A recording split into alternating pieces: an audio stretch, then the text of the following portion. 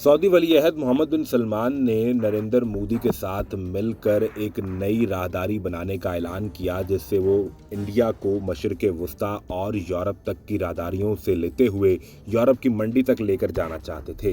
लेकिन सवाल ये पैदा होता है कि इस सारे रास्ते में तुर्की को कैसे खामोश तरीके से फरामोश किया जा सकता है। ये रास्ता गुजरना ही तुर्की के करीब से होकर है।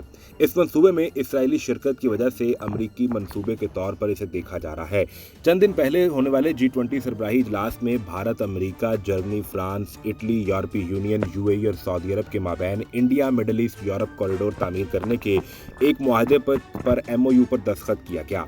भारत को यूरोप से जोड़ने वाली इस इक्तिसादी राह में आने वाले तुर्की के मंसूबे में शामिल ही नहीं किया गया था।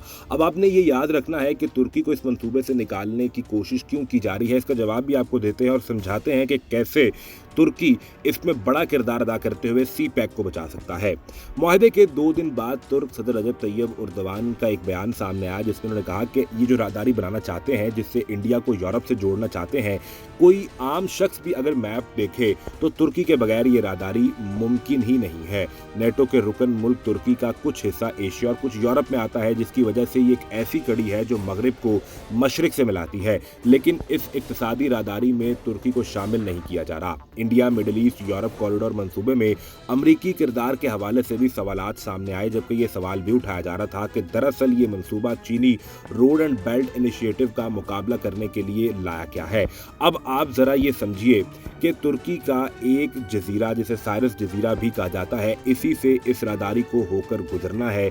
और अगर तुर्की यहाँ पर वीटो कर दे, यानी तुर्की यहाँ से गुजरने की इजाज़त ना दे, तो फिर आप ये बताइए कि ये कॉरिडोर बनेगा कैसे। और जब ये कॉरिडोर नहीं बनेगा तो फिर CPEC की ज़रूरत और इसकी अहमियत पहले से कई गुना ज़्यादा हो जाएगी।